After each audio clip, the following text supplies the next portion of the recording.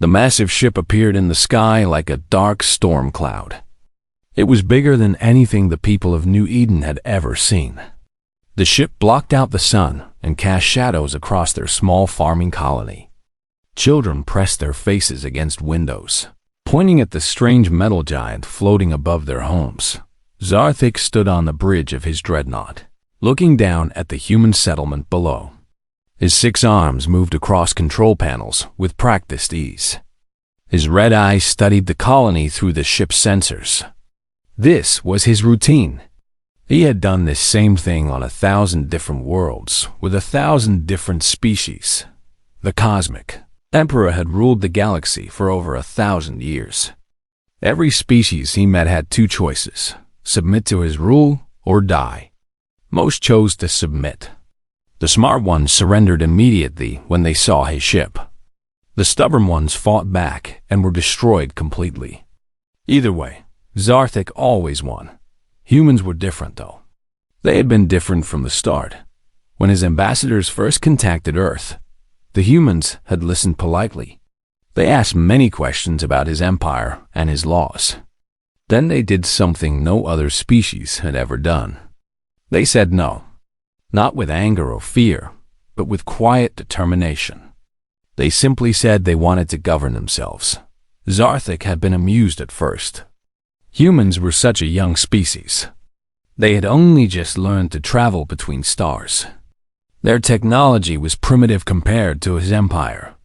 Their weapons were like toys. Yet they thought they could refuse him. He had given them time to reconsider. Most species changed their minds when they realized how powerful his empire was. But humans were stubborn. They used that time to evacuate their children from Earth to distant colonies like New Eden. They prepared their defenses. They sent messages to each other about freedom and hope. Now Zarthik was here to teach them the same lesson he had taught every other species in the galaxy. Resistance was pointless. He was inevitable. The communication system crackled to life. A human voice spoke from the planet below. "Unknown vessel, this is New Eden Colony. Please state your intentions." Zarthik activated his translator. His voice boomed down to the planet, carried by speakers that could be heard for miles. "I am Zarthik, Emperor of the Cosmic Empire. You will surrender immediately. Your resistance ends now." There was a long pause. When the human voice returned, it sounded tired but firm. "Emperor, we cannot do that. These are our homes. These are our children. We ask you to leave in peace." The Emperor's red eyes flashed with anger. Even now, even with his massive ship hanging over their heads, the humans still refused. He had hoped they would be smarter than this. "You have 1 hour to evacuate your military personnel and surrender. After that, I will demonstrate the cost of defying me." The communication channel went silent. Zarthik watched through his sensors as the humans below began moving quickly. They were not fleeing as he expected. Instead, they were organizing. Parents gathered their children and ran toward the school at the center of town. The school was the strongest building in the colony. With thick walls and a basement shelter, his tactical officer approached. A tall creature with blue skin and 4 eyes. "Emperor, they are gathering their young in one location. Should we wait for them to evacuate?" Zarthik studied the readings. 5,731 children, all collected in and around the school. Their parents had gathered them there for safety. It was touching, in a primitive sort of way. "No," he said quietly. "This is perfect." The hour passed quickly. As expected, no human military surrendered. Instead, a group of farmers and teachers had taken up old hunting rifles and positioned themselves around the colony. They could not possibly think such weapons would harm his ship. When the deadline arrived, the humans fired first. Their primitive projectile weapons sparked harmlessly off his ship's shields. The Emperor almost smiled. They were giving him the justification he needed. "Target the school," he commanded. His weapons officer hesitated. "Sir, our sensors show it is full of young ones." "I know exactly what it contains," Zarthik replied coldly. 5,731 children. Target the school and fire." The dreadnought's main cannon charged with a sound like thunder. A beam of pure energy lanced down from the sky, striking the school with perfect precision. The building exploded in a flash of light and heat. The blast was so controlled and focused that it destroyed the school completely while leaving the surrounding buildings mostly intact. But Zarthik was not finished. His ship fired again and again, targeting every place where children had been gathered. Playgrounds, a small hospital, even a few houses where families lived. Each shot was perfectly calculated. Not random destruction, but deliberate murder. When the firing stopped, the Emperor counted the casualties on his sensors. Exactly 5,731 children. Not one more, not one less. The number was important. It was large enough to break the human spirit, but not so large that it would eliminate their usefulness as workers. Smoke rose from the colony below. The Emperor waited for what always came next. The surviving adults would emerge from hiding, broken and weeping. They would beg for mercy. They would offer to surrender completely if he would spare the rest of their families. This was how it always worked. He had seen it on world after world. Species who thought they were brave discovered that courage meant nothing when faced with the death of their children. But as the smoke cleared, something strange happened. The humans did emerge from their hiding places, just as he expected. But they were not running toward his landed guards to surrender. Instead, they were running toward the destroyed school. Zarthik leaned forward in his command chair, watching through his sensors with growing confusion. The humans were digging through the rubble with their bare hands. They were calling out names. Some were weeping, yes, but they were not fleeing or surrendering. They were searching for survivors. Curious, he muttered to himself. Perhaps the shock had not set in yet. Soon they would realize the hopelessness of their situation. Soon they would come to beg. But deep in his ancient heart, a small voice whispered something that made him uncomfortable. This was not how broken people behaved. This was something else entirely, something he had never seen before. 3 hours had passed since the attack. Zarthik watched from his ship as the humans continued their strange behavior. They had not sent any messages begging for mercy. No white flags had been raised. No delegations had come forward to negotiate surrender. Instead, they kept digging through the rubble. The Emperor had seen grief before. Every species mourned their dead in different ways. Some howled. Some grew silent. Some threw themselves at his forces in suicidal rage. But he had never seen anything like this organized determination. The humans worked together, moving stones and twisted metal with careful precision. They had formed teams and were systematically searching every collapsed building. His communications officer approached with a puzzled expression. "Emperor, we are receiving many transmissions from the colony, but they are not directed at us. What kind of transmissions?" "They appear to be calling for medical supplies and teachers. They are asking nearby settlements to send doctors and educators." Zarthik stared at the alien creature. "Educators? Their children are dead. What do they need teachers for?" "Unknown, sir. Perhaps it is some form of shock response." The Emperor turned back to his viewing screen. Below, he could see humans carrying the injured away from the wreckage. Some were clearly dying, but the humans treated them gently, speaking soft words and holding their hands. Others had survived with terrible wounds, and these the humans were treating with primitive but careful medical attention. "Send down a patrol," Zarthik ordered. "I want to observe their behavior more closely."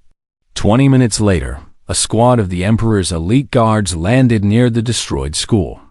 Each guard was 8 feet tall, covered in advanced armor, and carried weapons that could level a building.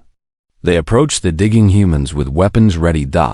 Zartek watched through their helmet cameras as his guards moved closer. The humans noticed them, of course. Several stopped their digging and turned to look at the approaching soldiers. But instead of running or attacking, they simply went back to their work. One of his guards stopped next to a human woman who was carefully lifting pieces of concrete. Her hands were bleeding from the sharp edges, and tears streamed down her face. But she did not stop working. "You," the guard said through his translator. "Your species will surrender now." The woman looked up at the massive alien. She was so much smaller than the guard that she had to crane her neck to see his face behind his helmet. "I cannot surrender right now," she said quietly. "My daughter might still be alive under here." The guard raised his weapon. "Your daughter is dead. All your young are dead. You will come with us." "No," the woman said, and turned back to her digging. "I have to keep looking." The guard stood there for a moment, confused. In his 1,000 years of service, he had never encountered a parent who would ignore a weapon pointed at them to continue searching for their already dead child. Across the ruins, similar scenes were playing out. Humans were refusing to be distracted from their rescue work, even when faced with armed soldiers.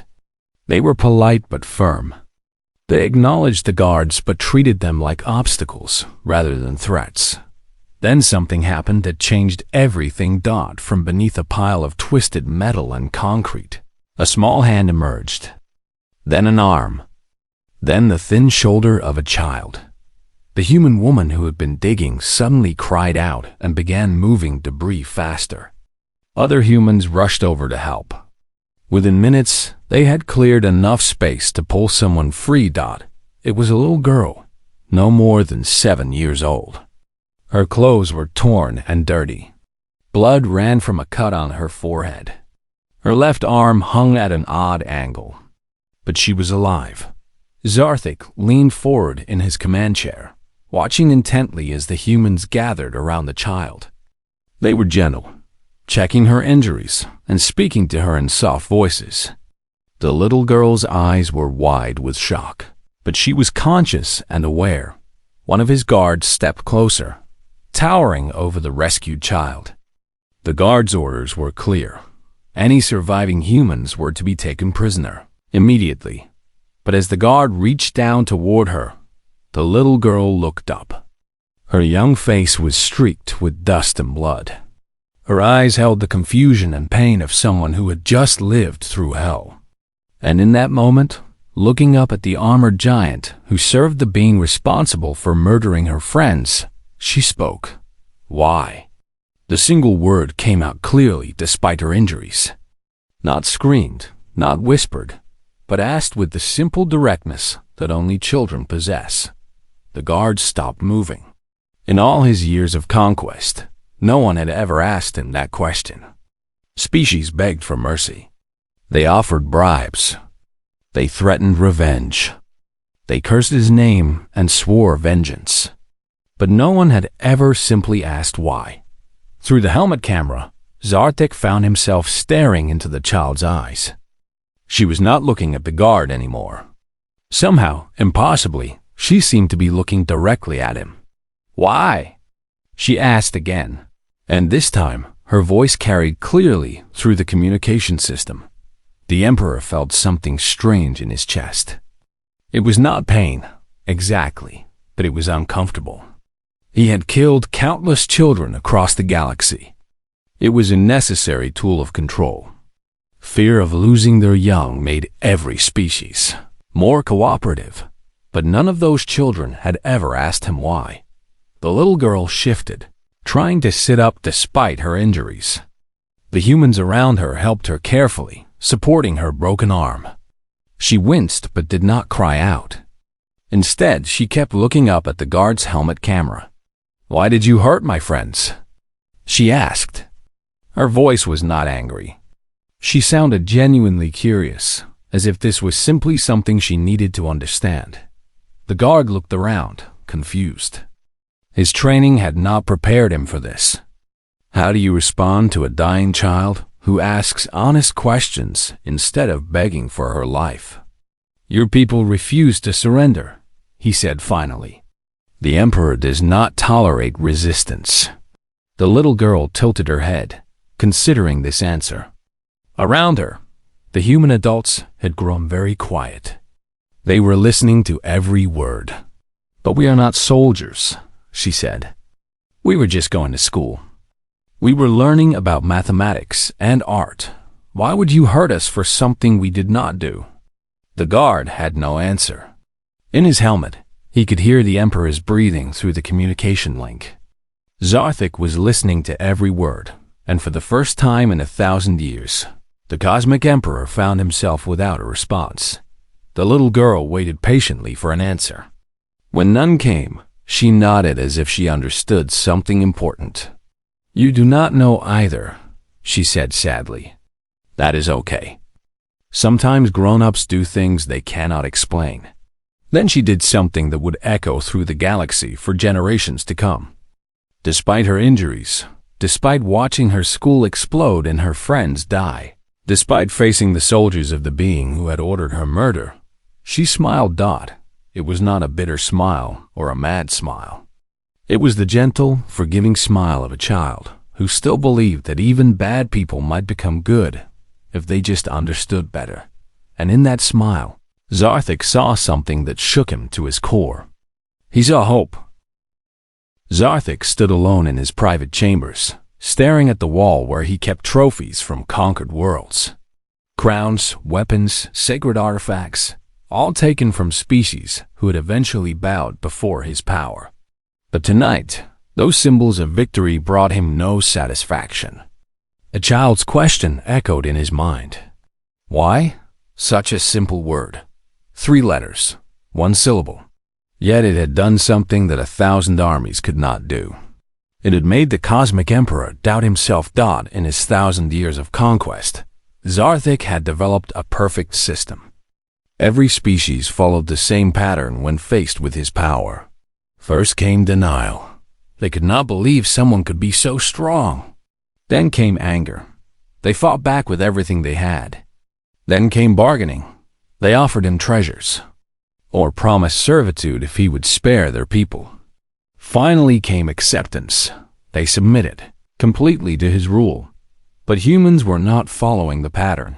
He activated his communication system and called for his chief scholar, Veltar. Within minutes, the ancient being appeared on the holographic display. Veltar had served the Empire for 600 years and knew more about conquered species than anyone alive. Emperor, Veltar said, bowing his many-eyed head. How may I serve? I need you to research the humans, Zarthik said. I want to know everything about their psychology. How they think, how they respond to trauma, what breaks them. Veltar's eyes flickered with interest. Has something unexpected occurred, Emperor? Just do the research? I want a complete report within 12 hours. While he waited, Zarthik continued monitoring the colony below. The humans had pulled 17 more children from the wreckage, all alive but injured. They had also recovered the bodies of hundreds of others. But instead of holding funeral ceremonies, they were doing something strange. They were building. Using materials salvaged from destroyed buildings, the humans were constructing temporary shelters. Not military fortifications, but schools. Simple wooden structures where the surviving children could continue their education while they healed from their injuries. The Emperor watched in fascination as human adults worked through the night. Many were injured themselves, but they ignored their pain to focus on the children. They shared their food equally. They took turns standing guard not against his soldiers, but to watch for dangerous debris that might fall. Most puzzling of all, they sang quiet songs that drifted up through his ship's audio sensors. Not war chants or funeral dirges, but gentle melodies that seemed designed to comfort frightened children. The surviving kids joined in, their young voices mixing with their parents' deeper tones. Zarthik had heard millions of voices across the galaxy. Species sang to celebrate victory, to mourn defeat, to pray for salvation. But he had never heard anything like this. These humans were singing to maintain hope in the face of absolute despair. 12 hours later, Veltar returned with his report. The scholar's expression was troubled as his image appeared on the display. "Emperor, I have completed the research as requested. But I must warn you, what I found is unprecedented." "Explain." Veltar activated a series of holographic documents, human historical records, psychological studies, cultural analyses. "Humans possess a trait that appears to be unique in the galaxy," the scholar began. "When faced with trauma or loss, most species focus on survival or revenge. Humans do something different. They focus on meaning." "Meaning?" "Yes, Emperor. Humans have an overwhelming need to understand the purpose behind events, even terrible ones. They cannot simply accept suffering. They must transform it into something that serves a greater purpose." The hologram showed images from human history. Zarthik saw scenes of humans in devastating situations, wars, natural disasters, diseases that killed millions. But in every case, the humans had responded the same way. They had asked questions. They had learned. They had built something better from the ashes of destruction. "Look at this," Veltar continued, highlighting a particular record. During their great wars, humans built underground schools to continue educating their children during bombing raids. When plagues killed millions, they used the crisis to develop better medicine for everyone. When their planet was dying from pollution, they used that threat to learn how to travel to the stars. Zarthik studied the images with growing unease. "You are telling me that humans become stronger when they suffer? Not stronger in the traditional sense, but they become more determined to understand. And once humans understand something, they cannot be convinced to stop questioning it." More images appeared. Humans who had survived terrible concentration camps, yet dedicated their lives to teaching about peace. Humans who lost their families to disease, then spent decades working to cure others. Humans who faced extinction, yet chose to send their knowledge to the stars so future generations might benefit. "Their art forms show the same pattern," Veltar continued. "Human music, literature, and visual arts are filled with themes of hope emerging from darkness. They seem to believe that suffering has no meaning unless it leads to growth." The Emperor felt that strange sensation in his chest again. "What are you saying about their response to my attack?" "Based on their psychological patterns, the death of their children will not break them. Instead, it will cause them to ask deeper questions about the nature of power, justice, and civilization. They will want to understand not just what you did, but why systems exist that allow such things to happen." Zarthik stood silent for a long moment. Below them, he could see the humans still working by torchlight, still building, still singing softly to their wounded children. "What do they hope to accomplish?" he asked finally. "Unknown, Emperor. But human history suggests they will not stop until they find answers that satisfy their need for meaning. And once they find those answers, they will act on them regardless of the cost." The scholar's image flickered as he prepared to disconnect, but then he paused. "Emperor, there is one more thing. In my research, I discovered that humans have a saying, the only thing necessary for evil to triumph is for good people to do nothing. They believe that witnessing injustice creates a moral obligation to act. And every human in that colony witnessed what you did to their children. According to their psychology, they now feel personally responsible for ensuring that it never happens to anyone else's children, anywhere in the galaxy." The communication ended, leaving Zarthik alone with his thoughts. For 1,000 years, he had ruled through fear, because fear was simple. Afraid species were predictable. They could be controlled, manipulated, used. But humans were not afraid in the way he understood fear. They were something much more dangerous than afraid. They were curious about why fear existed, and they were determined to find answers. The Emperor looked down at the colony again. The small girl who had asked why was visible through his sensors, sitting in one of the improvised classrooms. Despite her injuries, she was listening to an adult human read from a salvaged book. Other children sat around her, some bandaged, some crying quietly, all listening. They were still learning. Even now, even after everything he had done to them, they were still trying to understand their world. And slowly, with growing horror, Zarthik began to realize that his perfect system of control had met the one force in the universe that could not be controlled: the human need to ask questions and keep asking them until they found answers that made sense. He had created something far worse than enemies.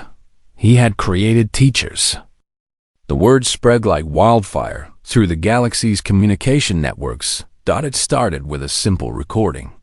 One of Zarthik's own guards had transmitted a routine battle report that included the audio from the little girl's question, "Why?"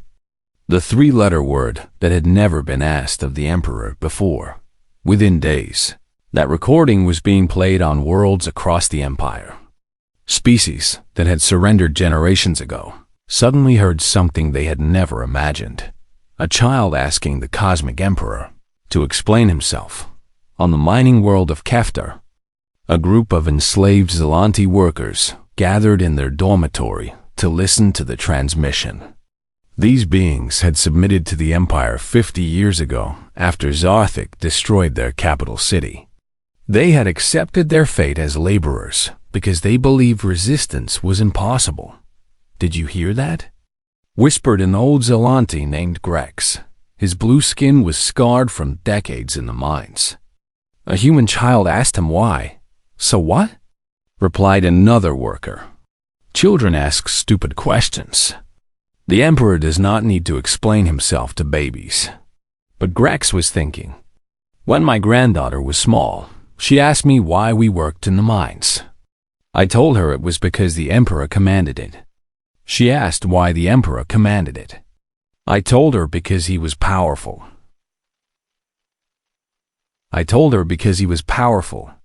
She asked why being powerful meant he could make us work. I could not answer." The other workers grew quiet. They had all had similar conversations with their children. What if? Grex continued slowly. What if the little human girl asked the right question? What if there is no good answer? Similar conversations were happening across the galaxy. The recording reached the ocean world of Thalassa, where aquatic beings had surrendered after watching their coral cities burn from orbit. It reached the forest world of Verdania, where tree-dwelling creatures had submitted when their sacred groves were reduced to ash. Everywhere the recording played, the same thing happened. People who had never questioned the Empire's authority suddenly found themselves wondering why they had accepted it so easily. But the real crisis began when the recording reached Zarthik's own soldiers. Captain Dexfer was a veteran of 300 campaigns. He had served the Empire faithfully for 2 centuries, rising through the ranks by following orders without question. He commanded a garrison on the industrial world of Farum, where millions of conquered beings manufactured weapons for the Imperial fleet. When the recording reached his base, Dexfer initially dismissed it as irrelevant battlefield chatter, but his subordinates kept discussing it during their off-duty hours. Finally, curious about the distraction, he listened to it himself. The child's voice was small and clear through the static. Why? That night, Dexfer found himself unable to sleep. He walked the halls of his base, observing the conquered workers who labored in shifts around the clock. They were efficient and obedient. They never complained or resisted. The system worked perfectly. But why did they work so hard to build weapons that would be used to conquer other worlds? Why did they accept living in cramped barracks while their home planet's resources were shipped away to fund the Empire's expansion? Why had they never asked these questions? Why had he never asked these questions? The next morning, Dexter did something unprecedented. During his inspection of the weapons factory, he stopped to talk to one of the workers, a being called Nyx, whose species had been conquered decades ago.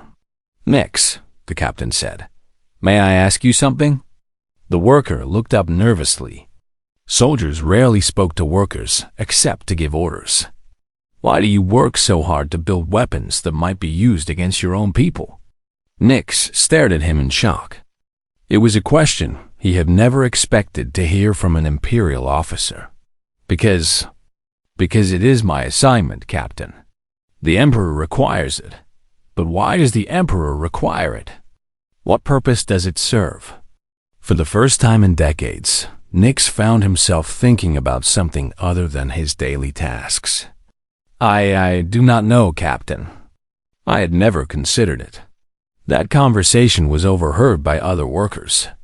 By evening, it had spread through the entire factory. Workers began asking each other questions they had never voiced before. Why were they building so many weapons? Why did the Empire need to keep conquering new worlds? Why was their own world's population kept in poverty while its resources funded distant wars? Captain Dexter reported the unusual conversations to his superiors. But instead of ordering him to suppress the questions, his commanding officers admitted they had been having similar thoughts. The recording from New Eden had infected the entire chain of command with doubt. The same pattern repeated across the Empire. On communication stations, operators began questioning why they helped coordinate attacks on innocent worlds. In shipyards, engineers wondered why they built vessels designed for intimidation rather than exploration. Even in the Imperial Palace, servants and administrators found themselves asking why the Empire needed to grow larger, when it was already powerful enough to protect itself. Meanwhile, on New Eden, the humans continued their strange resistance. Zarthik watched in growing frustration as more ships arrived at the colony. But these were not military vessels. They were civilian transports carrying doctors, teachers, and supplies. Humans from other colonies were coming to help rebuild. The Emperor had expected the massacre to discourage other human settlements. Instead, it seemed to have motivated them. More humans were arriving every day, not to fight, but to help heal the wounded and educate the survivors. They built new schools. They planted gardens. They even started a small hospital using salvaged equipment. Most disturbing of all, they welcomed Zarthik's guards whenever they approached. "Good morning," a human woman said to one of his sentries. "Would you like some tea?" "We made extra." The guard stared at her in confusion. She was offering refreshment to a soldier of the being who had murdered her people's children. "Why would you give me tea?" the guard asked. "Because you must be tired from standing guard all night," she replied simply. "Everyone gets thirsty. But I serve the Emperor who killed your young ones." The woman's expression grew sad, but she did not withdraw the offer. "Yes, but you are still a person who needs tea." The guard found himself accepting the cup. The tea was warm and sweet, flavored with herbs from the colony's gardens. As he drank, the woman sat nearby and asked him about his homeworld, his family, his dreams before joining the Imperial Army. For the first time in decades, someone was treating him like an individual rather than just a soldier. That evening, the guard requested a transfer to a different assignment. When his captain asked why, he could only say that he no longer felt comfortable pointing weapons at people who offered him tea. 3 more guards requested transfers the following week. Then 7 more. Then an entire squad. Zarthik received a communication from one of his regional commanders. "Emperor, we are experiencing unprecedented levels of desertion and requests for reassignment. Troops who have served loyally for decades are refusing to participate in subjugation campaigns. They claim they need to think about their purpose." The Emperor realized with growing alarm that the little girl's question was spreading through his empire like a virus. A virus that infected minds with doubt and made people question the very foundations of imperial authority. For the first time in 1,000 years, Zarthik's perfect system was breaking down. Not from military defeat or economic collapse, but from something far more dangerous. His subjects were beginning to think for themselves, and it had all started with one human child who dared to ask a simple question: why? 6 months had passed since the massacre on New Eden. 6 months since a little girl asked one word that shook an empire. Zarthik stood in his throne room, receiving reports from across the galaxy.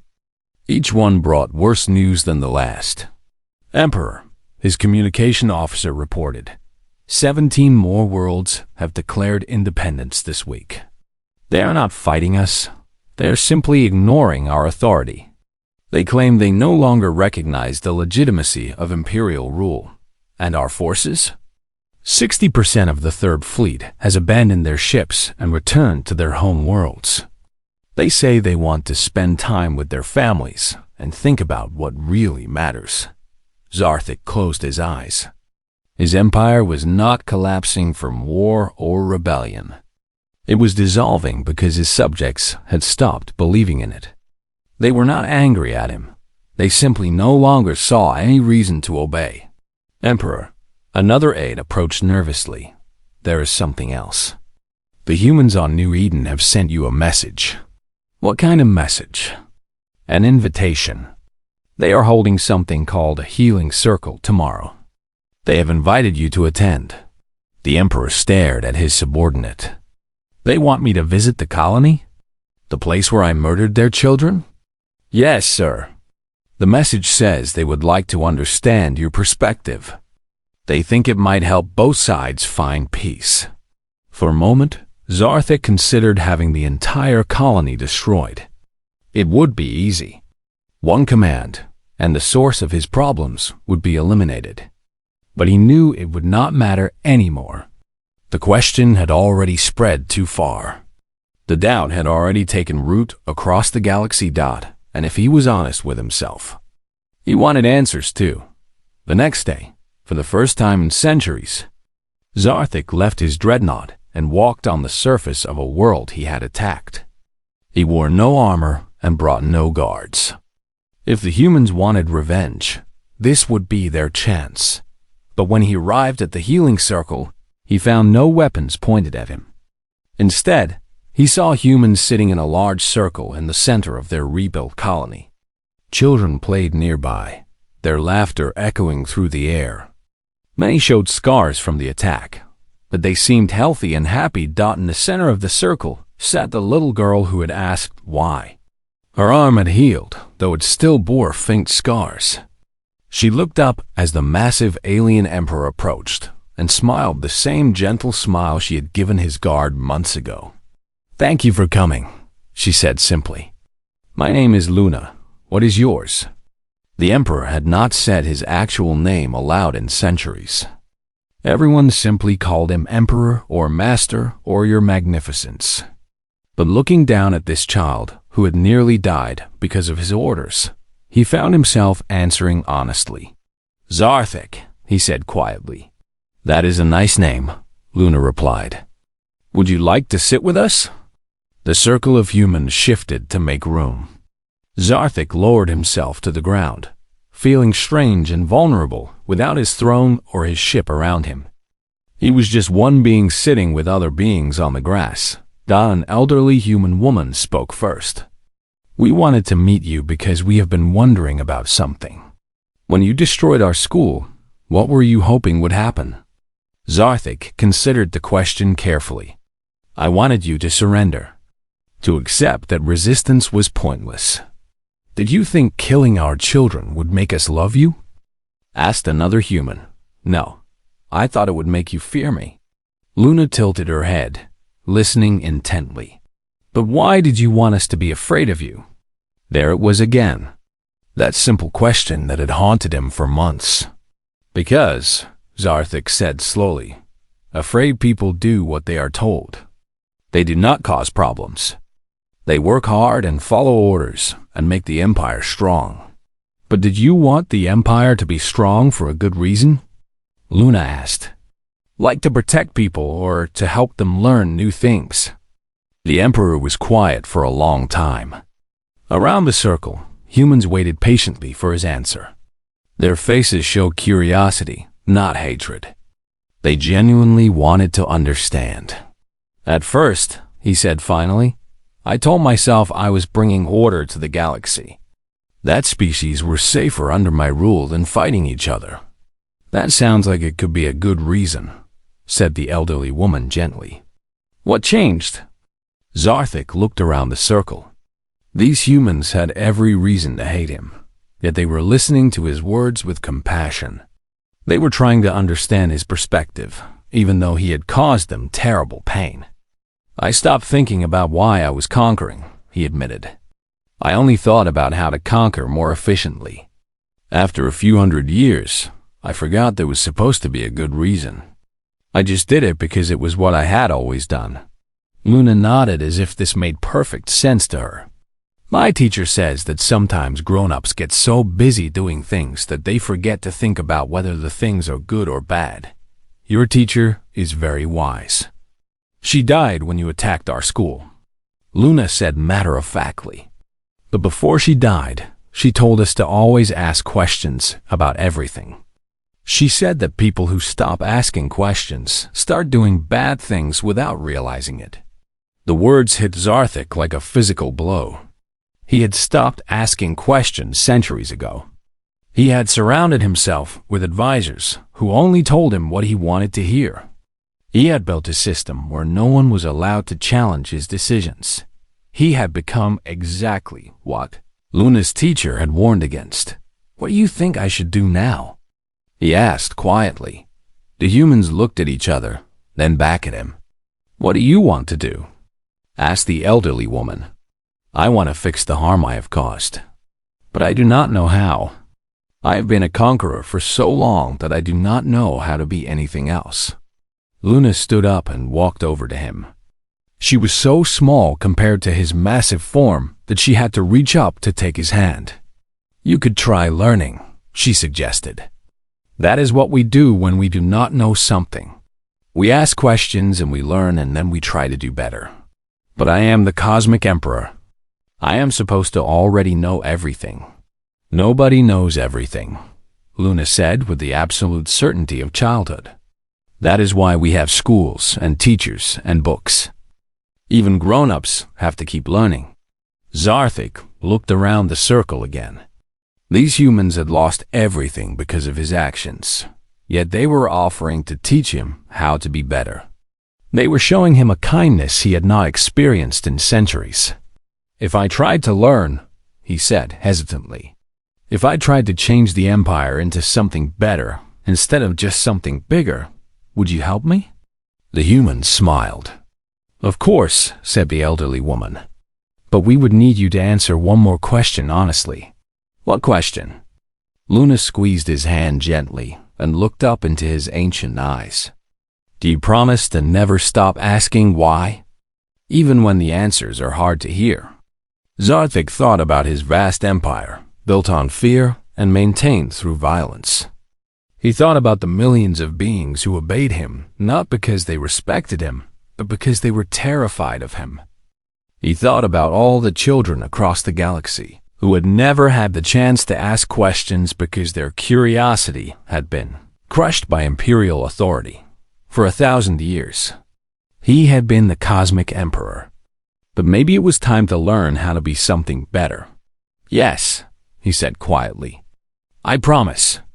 And in that moment, sitting in a circle with beings he had tried to destroy, Zarthik began the hardest lesson of his long life, learning how to transform an empire built on fear into a community built on understanding. It would take generations to undo the harm he had caused.